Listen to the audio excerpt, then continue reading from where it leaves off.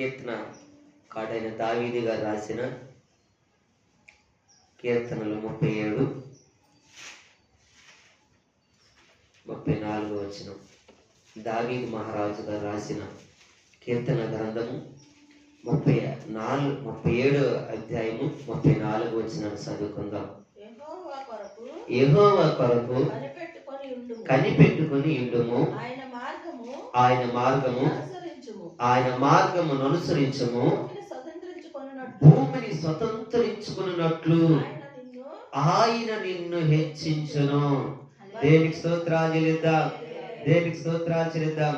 తల వచ్చినట్టయితే ప్రార్థన చేద్దాం. మహాపరిశుద్ధుడా, ప్రేమగల తండ్రి, కృపగల మా దేవ, చదవడి లేఖన భాగాలు దీవించండి, ఆశీర్వదించండి. మీ ఆత్మచేతను నింపండి. మీ ఆత్మచేతను నింపి నాలో మీరుండి నా నోటిని బోరగా మీరు మలుచుకోండి. వచ్చిన సంఘ ప్రజలతోనూ యాంత్రం ద్వారా వారితోనూ మీరే మాట్లాడి మీ ఘనమైన శ్రేష్టమైన జీవగల నామానికి ఘనత మహిమ ప్రభావములు పొందుకోమని యేసుక్రీస్తు పరిశుద్ధ నామాన్న అడిగి వేడుకుంటున్నాము తండ్రి, ఆమేన్. హల్లెలూయా. దావీదు మహారాజు గారు చెప్తున్న ఒక గొప్ప మాట, యెహోవా కొరకు కనిపెట్టుకొని ఉండుము, ఆయన మార్గమును అనుసరించుము, భూమిని స్వతంత్రించుకున్నట్లు ఆయన నిన్ను హెచ్చించును. దేవునికి స్తోత్రాలు చెల్లిద్దాం, దేవునికి స్తోత్రాలు చెల్లిద్దాం. ఆయన మార్గాలు అంటే మనం యెహోవా కొరకు మనం ఏం చేయాలండి? కనిపెట్టుకొని ఉండాలి, కనిపెట్టుకొని ఉండాలి. మనము రాత్రి జాము పడుకుంటే మళ్ళీ తెల్లారి వరకు మనం ఏం చేస్తామండి? వేకు జాము ఎప్పుడవుతుందని చెప్పి నిద్రలోనే కనిపెట్టుకొని ఉంటాము. అంతేకాదు కానీ మనము ఈ 3 రోజుల ఉపవాస ప్రార్థనలు ఎప్పుడు వస్తాయని కనిపెట్టుకొని కూడా ఉన్నట్టు వారమే. అలాగే మనం ఒక వివాహ వ్యవస్థ గురించి కానీ ఒక శుభకార్యం గురించి కానీ మాట్లాడుకున్నప్పుడు, లేదా తేదీ సమయాన్ని మనం ప్రకటించుకున్నప్పుడు, ఆ రోజు కొరకు, ఆ దినము కొరకు, ఆ గడియ కొరకు, ఆ క్షణము కొరకు కూడా మనం అందరూ కూడా ఏం చేస్తామండి? కనిపెట్టుకొని ఉంటాము. అంతేకాదు కానీ తల్లి కుమారులను, తండ్రి కూడా కుమారులను కూడా ఇంటిలో కనిపెట్టుకొని ఉంటారు. దేవునికి స్తోత్రాలు చెల్లిద్దాం. అంటే ఎందుకు కనిపెట్టుకొని ఉంటారు? బాలురు నడవలసిన తోవ నడవకంట తప్పిపోతారేమని చెప్పి తల్లిదండ్రులు కనిపెట్టుకుంటూ ఉంటారు పిల్లారా. అలాగే ఇక్కడ దావీదు మహారాజు గారు చెప్తున్న మాట, యెహోవా కొరకు కనిపెట్టుకొని ఉండుము. దేవునికి స్తోత్రాలు చెల్లిద్దాం. ఆయన మార్గమును అనుసరించు.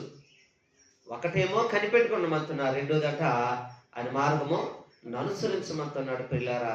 చూడండి, సెమీ క్రిస్మస్ మనం చేసుకున్నప్పుడు దాని కొరకు మనము ఎంతగానో కనిపెట్టుకొని ప్రార్థించాము. వచ్చింది ఎంతగానో అందరం కూడా సంతోషించము, ఆనందించము. అలాగే 20వ తారీఖు, డిసెంబర్ 20వ తారీఖు కనిపెట్టుకొని ప్రార్థించినప్పుడు ఆ పండుగ వచ్చింది, ఎంతగానో సంతోషించాము.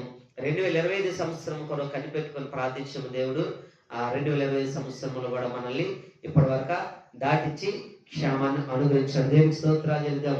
అయితే పిల్లారా, ఈ కనిపెట్టుకొని ఎవరి కొరకు కనిపెట్టుకోవాలి? భౌతిక సంబంధమైన వారు ఎవరి కొరకు కనిపెడుతూ ఉంటారు? ఆత్మ సంబంధమైన వారు ఎవరి కొరకు కనిపెడుతూ ఉంటారు? అసలు ఆత్మ సంబంధమైన ఎవరి కొరకు కనిపెట్టాలి? మనము భౌతిక సంబంధమైన ఎవరి కొరకు కనిపెడుతూ ఉంటారు?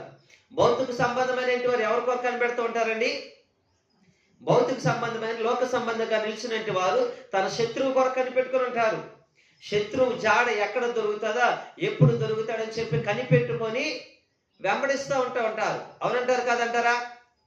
చూడండి, ఆ రాయలసీమ ప్రాంతంలో కానీ అక్కడ ప్రాంతాల్లో కానీ శత్రువు ఎప్పుడు చేజెక్కుతాడా, శత్రువు ఎప్పుడు దొరుకుతాడని చెప్పి కనిపెట్టుకొని ఉంటారు. అదే పనిలో ఉంటారు. అందుకే జ్ఞాని సొలొమోను అంటూ ఉంటాడు, సామెతల గ్రంథం 22 వచనములో జ్ఞాని సొలొమోను చెప్తూ ఉంటాడు, 22 వచనములో, కీడుకు ప్రతి కీడు చేసేదని అనుకొనవద్దు, యెహోవా కొరకు కనిపెట్టుకొని ఆయన నిన్ను రక్షించును. దేవునికి స్తోత్రాలు చెల్లిద్దాం. కీడుకు ప్రతి కీడు చేసేదని చెప్పి కనిపెట్టుకుని ఉంటారు భౌతిక సంబంధమైన వారు. భౌతిక సంబంధం ఏంటి? ఎప్పుడు మన శత్రువు దొరుకుతాడు, ఎప్పుడు మనం చేజిక్కించుకుందాము, ఎప్పుడు నేల కోల్చుదాము, ఎప్పుడు పడవేయదాము, ఎప్పుడు వారిని మనము హతమార్చమని చెప్పి శత్రువు ఏం చేస్తారంటే భౌతిక సంబంధమైన వారు చేజిక్కించుకోవాలని చెప్పి కనిపెట్టుకొని ఉంటారు. వారు అదే పని మీద ఉంటారు. మీకు తెలుసో లేదో, మరి ఆత్మ సంబంధమైన వారు మనం ఎలా ఉండాలి? ఆత్మ సంబంధమైన వారు మనం ఎలా ఉండాలి? దేవుని రాకడ కొరకు, దేవుని కొరకు మనం ఏం చేయాలంటే కనిపెట్టుకొని ఉండాలి. అపోస్తలుడైన పౌలుని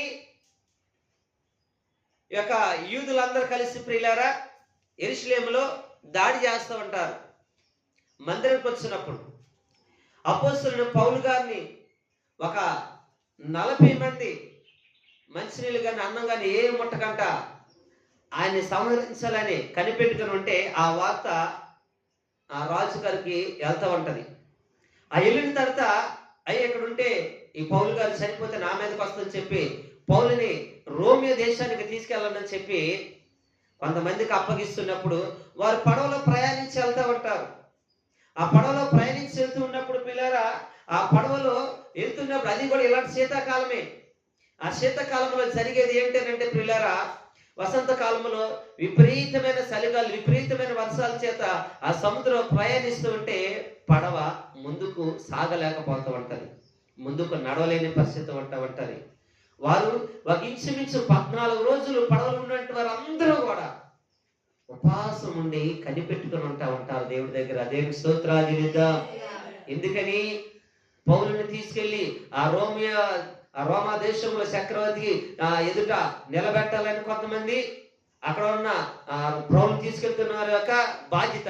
అంతేకాదు పౌలు ఆ రోమియో దేశంలోకి వెళ్ళి, రోమా దేశంలోకి వెళ్ళి, ఇటలీ దేశంలోకి వెళ్ళి అక్కడ దేవుని గురించి ప్రకటించాలి, బోధించాలి, దేవుని యొక్క ప్రణాళిక. దేవునికి స్తోత్రాలు చెల్లిద్దాం.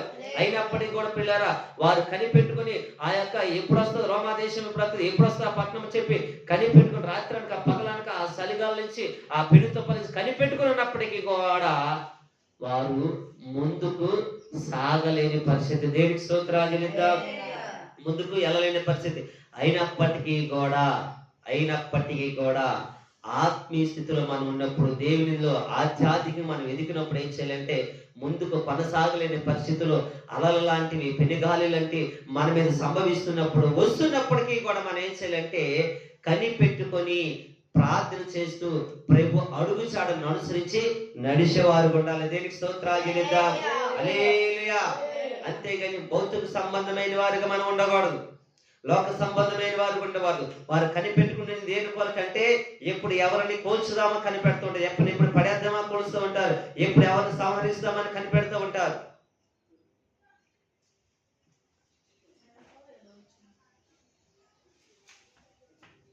వారు కనిపెడుతూనే ఉంటారు. కానీ ఆధ్యాత్మిక సంబంధమైన మనము ప్రభు కొరకు కనిపెట్టుకొని ప్రార్థించినంతనే ఉండాలి. చూడండి, చదవండి అపోస్తలుల కార్యాల గ్రంథం 27వ అధ్యాయము 33-34 వచనాలు.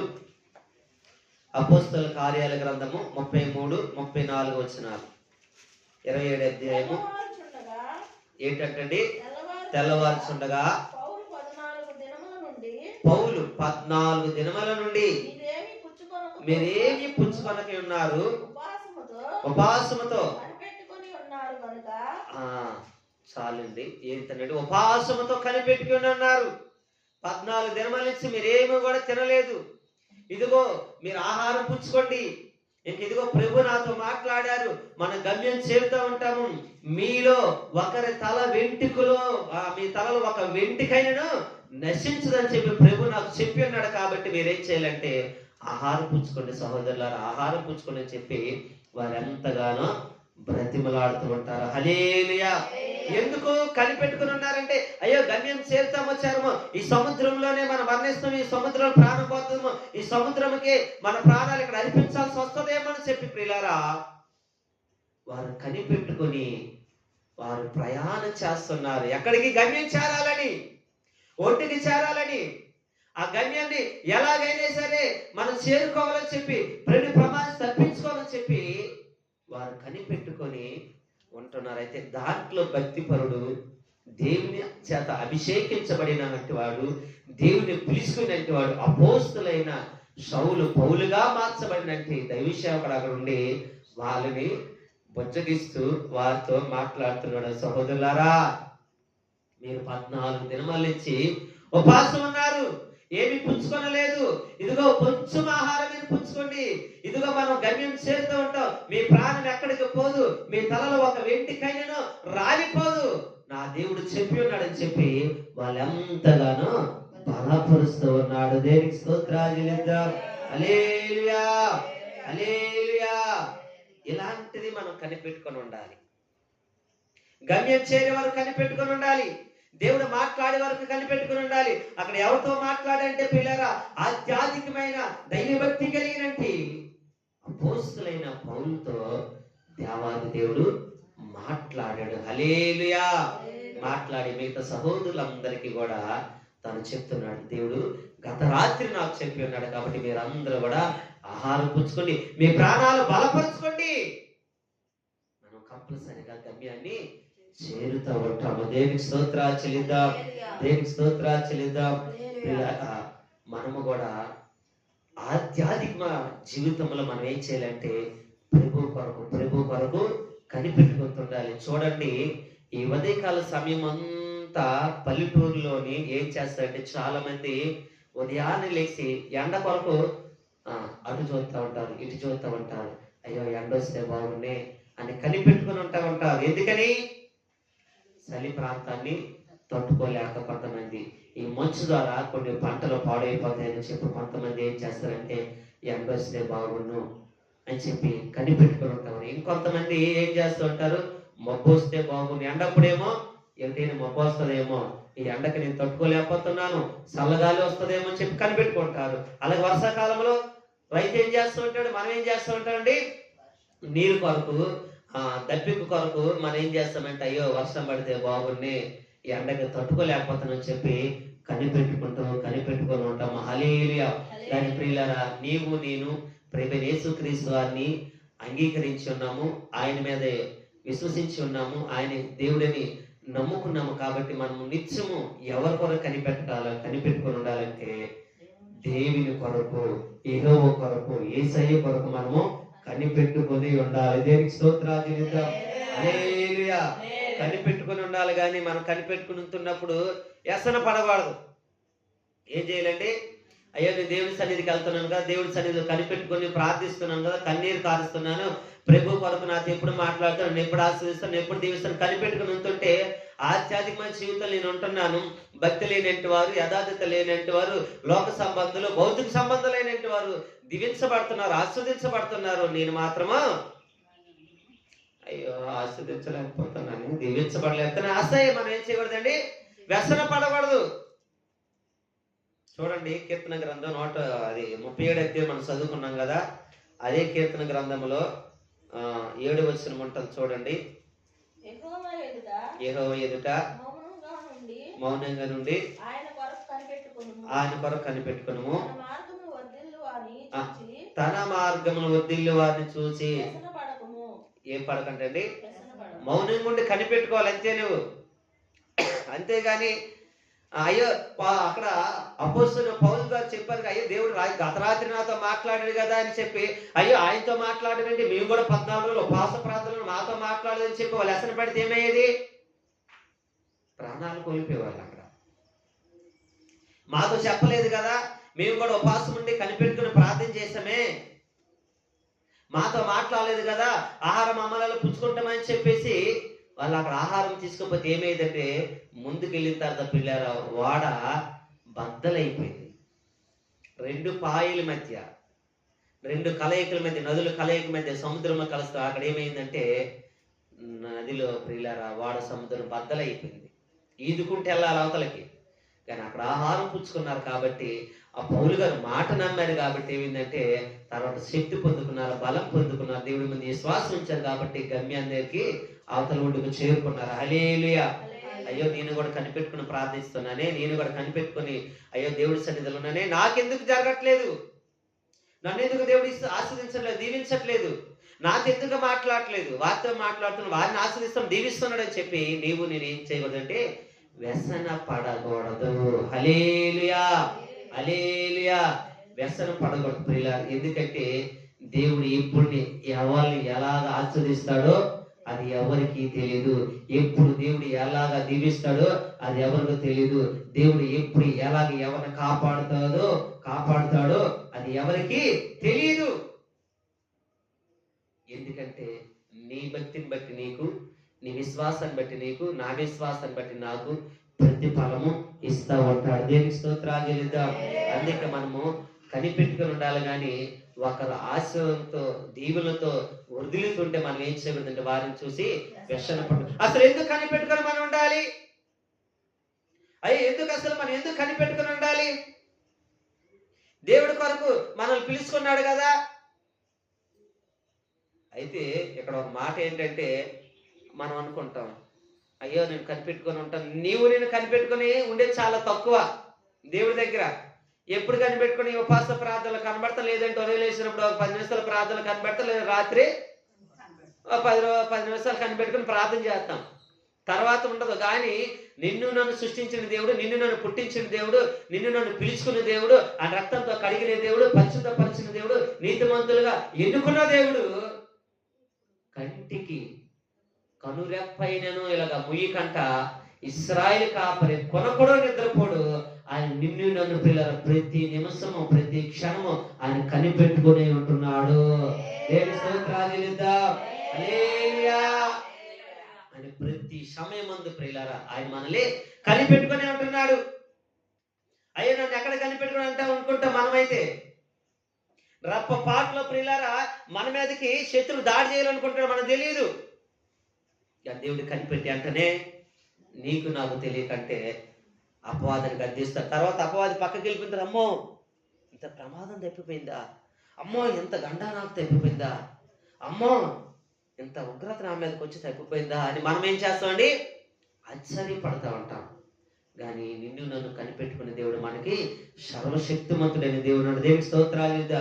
అయితే మనం ఎందుకు కనిపెట్టుకోవాలంటే పిల్లరా, మనం ఎందుకు కనిపెట్టుకోవాలి అని అంటే చూడండి, ఫిలిప్పుకి అపోస్తలుడైన పౌలు గారు రాస్తాడు. ఫిలిప్కి ఒక పత్రిక, ఫిలిప్కి రాస్తాడు 3వ అధ్యాయము 20వ వచనంలో ఒక మాట ఉంటుంది చూడండి. ఎందుకయ్యా మనం కనిపెట్టుకోవాలి, ఎందుకయ్యా మేము కనిపెట్టుకోవాలి అని మనం అనుకుంటే నీవు నన్ను కనిపెట్టుకోవాలి. ఎందుకనంటే ఫిలిప్కి రాస్తాడు ఒక మాట చూడండి. ఫిలిప్ పత్రిక 3వ అధ్యాయము 20వ వచనాన్ని చదువుదాము. మన పౌరస్థితి పరలోకమందున్నది, అక్కడ నుండి ప్రభువైన యేసు క్రీస్తును రక్షకుని నిమిత్తము కనిపెట్టుకొని ఉన్నాము. దేవుని స్తోత్రాలు చెల్లిద్దాం. హల్లెలూయా. మన పౌరస్థితి ఎక్కడుందండి? ఎక్కడుందండి? పరలోకమందుంది మన పౌరస్థితి.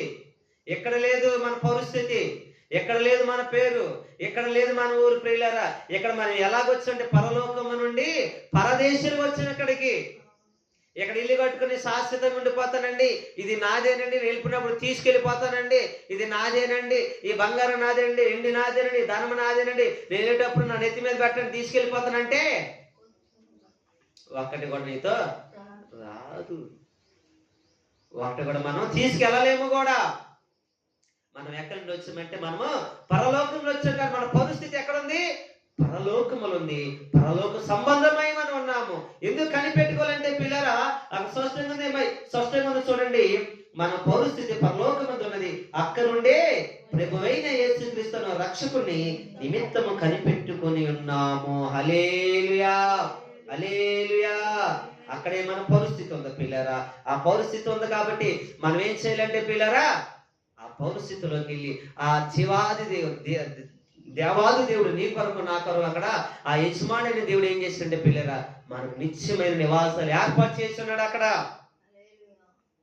అక్కడే మనము నివసించినటువంటి వారిని విజయవాడ ప్రాంతంలో, ఈ యొక్క గుంటూరు ప్రాంతంలో, ఈ బాబుజీర కాలంలో మనం అందరం నివాసాలు ఏర్పాటు చేసుకున్నాం. అవునంటారు కాదండి. ఇక్కడి నుంచి బంధువుల ఇంటికి వెళ్ళాం అనుకోండి, ఎక్కడైనా ఉండిపోతానమ్మా 10 సంవత్సరాలు అంటే ఉంచుతారండి. మాట ఉంచారా? అస్సలకి నువ్వు కాకవద్దు, ఎల్లమ్మా ఎల్లు అంటా ఉంటారు. హల్లెలూయా. నువ్వు ఇక్కడ ఉండడానికి లేదమ్మ, పోనీ ఇక్కడ నేను ఏదో స్థలం కొనుక్కుంటాను, నేను ఇల్లు కొనుక్కుంటానంటే ఇక్కడ అసలు ఏం బాగోదు, ఇక్కడ నా పక్కన నువ్వు ఎందుకు కానీ ఎల్లమ్మా ఇల్లు ఇల్లు ఇల్లు అంటా ఉంటారు. మన పరిస్థితి ఇక్కడ లేదు పిల్లారా. మన పరిస్థితి పరలోక సంబంధమైంది కాబట్టి మనం ఇక్కడ నివసించినట్టు వారం కాదు. అయితే కొంతకాలం ఇక్కడ నివసించినట్టు ఎందుకు కనిపెట్టుకొని మనం ఉండాలి అంటే పిల్లరా, దేవుడు పరలోకమందు ఉన్నాడు కాబట్టి ఆయన ఒక దినాన్ని ఏం చేస్తాడు, ఆయన వస్తాడు, తీసుకెళ్ళడానికి వస్తాడు. కనిపెట్టుకుని ఉంటే మనం ఏం చేస్తామో తీసుకెళ్తా ఉంటాడు. హల్లెలూయా హల్లెలూయా. ఇక్కడి నుంచి హైదరాబాద్ మనం వెళ్ళాలి. ఎక్కడికి వెళ్ళాలండి? హైదరాబాద్ వెళ్ళాలి. ఇక్కడ మనం 10 మంది కూడుకుని వెళ్ళాలనుకుంటాను, మనకు తెలియదు. పలానా సమయానికి వస్తాను అన్నాడు అనుకోండి, ఏం చేస్తా ఉంటాం? కనిపెట్టుకొని చూస్తూ ఉంటాం. ఇక్కడ నుండి కనిపెట్టుకుని వెళ్ళిన తర్వాత రైల్వే స్టేషన్కి వెళ్తాం. 5ంటికి ట్రైన్ అన్నారు అనుకోండి, 10 సార్లు చూస్తాం వచ్చి 5 అయిందా అయ్యి ఇంకా రాలేదని చెప్పి ఎట్టెట్టా చూస్తాం. పల్లెటూరులో అయితే మేము అలాగే ట్రైన్కి ఎక్కినాడు, పాతలు ట్రైన్ ఏంటి ఇంకా రాలేదని చెప్పి ఇలాగెళ్ళి ఆ రొంగోని చూసేవాళ్ళు. ట్రైన్ రాలేదేంటి, ఇటు నుంచి రాలేదు, అటు నుంచి ఒకటే రావట్లేదు అని చెప్పి. అంటే కనిపెట్టుకొని సమయం అయింది, ఇంకా రాలేదు. అయినప్పటికీ కూడా 6 అవుతుంది, 6:30 అవుతుందా, కొన్నిసారి 7ంటికి వచ్చాయి. అయినప్పుడు కూడా వెయిట్ చేసి కనిపెట్టుకొని ఉన్నాము. మిగతా వాళ్ళు ఏం ఉండలేనంటి వారు తప్పిపోయారు, ఉన్నంటి వారు ఎక్కి గమ్యాన్ని చేరుకున్నారు. హల్లెలూయా. ఎందుకంటే మనం కనిపెట్టుకొని ఉంటే పిల్లారా, ఒక దినాన్ని ఆయన వచ్చినప్పుడు ఆయన పౌరస్థితి మన ఎక్కడుందండి? పరలోకం ఉంది కాబట్టి అక్కడ తీసుకెళ్తాడు. కాబట్టి మనము మొదటగా కనిపెట్టుకుని ఉండాలి. దేవునికి స్తోత్రాలు చేద్దాం. రెండవదిగా అక్కడ చూస్తే ప్రభు చెప్తున్నా ఆయన మార్గం అనుసరించాలి. రెండోది ఏం చేయాలండి? ఆయన మార్గాన్ని అనుసరించాలంటే మనం వాటిని కనిపెట్టుకుని ఉండాలి. రెండోది అనుసరించాలి ఆయన మార్గాన్ని. ఇప్పుడు కనిపెట్టుకుని ఉన్నప్పుడు ఆయన ఎటు వస్తాడో తెలియదు కదా. కనిపెట్టుకున్నప్పుడు ఆయన ఎలా నడుస్తున్నాడో, ఎటు నడుస్తున్నాడో అనుసరించే నడవాలి మనం. అవునంటారు కాదంటారండి? ఇప్పుడు మనకు రూట్ తెలీదు, మన ముందు ఒక కారు వెళ్తుంది, ఆ రూట్ తెలియదు, అయ్యా నన్ను అనుసరించరా అనుకుని వెనకాల బండి మీద తెలియదు, ఏం చేయాలి? అనుసరించే నడాలి. అయ్యో అటు వెళ్తారు అని చెప్పి మనం ఇటు వెళ్ళాం అనుకోండి, మనకు తెలియదు కదా, ఎటు వెళ్ళిపోతాం తెలియదు. అరణ్యంలోకి వెళ్తాం తెలియదు, కొండలోకి వెళ్తాం తెలియదు, చెరువులోకి వెళ్తాం తెలియదు, మృగాల మధ్యలోకి వెళ్తామో తెలియదు. కానీ అనుసరించి వెళ్తున్నప్పుడు మనకి కొద్ది నెమ్మది, కొద్ది ధైర్యము, కొద్ది బలము, అయ్యో పర్లేదు సగం మార్గాలు నడిపిస్తున్నాడని చెప్పి కొద్దిగా ప్రాణం తెప్పరవుతూ ఉంటది. హల్లెలూయా. అందుకే ఆయన మార్గాలు అనుసరించాలంటున్నారు. ఆయన మార్గాలు ప్రియులారు మొదటిగా ఎవరు అనుసరించారంటే మనం చూస్తే ఆనోకు అనుసరించాడు. ఆనోకు అనుసరించి ఆయనతో నడిచాడు అని ఉంటుంది బైబిల్లో. ఆది కాండంలో ఉంటుంది 5వ అధ్యాయం 24వ వచనంలో ఆనోకు ఆయనతో నడుచును అని చెప్పి. ఎంత గొప్ప కృప అండి.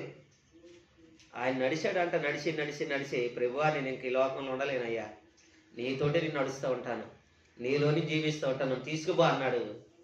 తీసుకుపోతే మరణం లేకుండా ఆనోకు దేవుడు తీసుకెళ్ళిపోయాడు. దేవునికి స్తోత్రాలు చెల్లిద్దాం. హల్లెలూయా. అంత నమ్మకం, అంత విశ్వాసం మనకి లేదు. అయినప్పటికీ కూడా కొంచెం విశ్వాసంలో కూడా మనం ఏం చేయాలండి? నమ్మకంతో ఆయన అనుసరించే నడవాలి. దేనికి స్తోత్రాలు చెల్లిద్దాం. అంతేకాదు ప్రియులారా, బైబిల్ గ్రంథాలు మనం చాలా మంది అనుసరించారు ప్రభుని. అందుకే అపోస్తలుడైన పౌలు గారు కూడా చెప్తుంటారు, నేను ప్రభుని అనుసరించి నడుస్తున్నాను కాబట్టి మీరు కూడా నన్ను అనుసరించి నడవండి, నన్ను పోలి నడవండి అని ఫిలిప్పీ పత్రికలో రాస్తూ ఉంటాడు. నన్ను పోలే మీరు నడవండి అని చెప్పి.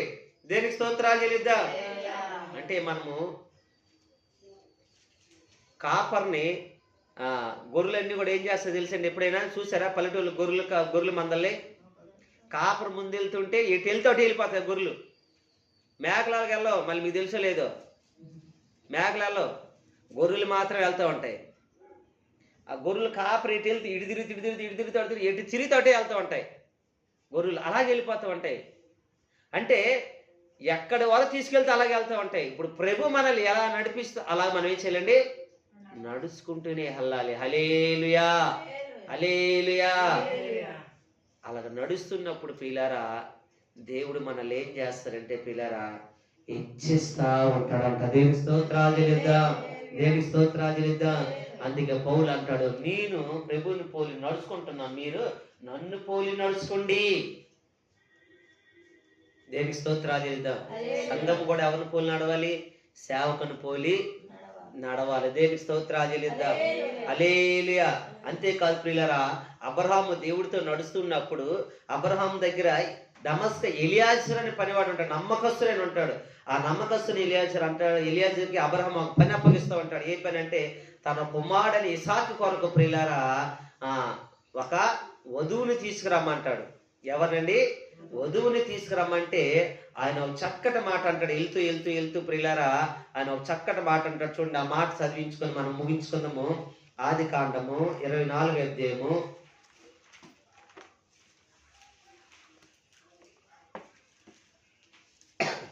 27వ అధ్యాయము 27వ వచనం చదువుదాం.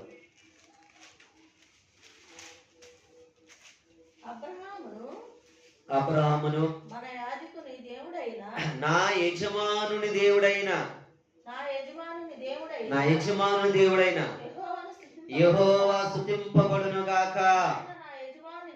ఆయన నా యజమానునికి తన కృపను తన సత్యమును చూపట మానలేదు.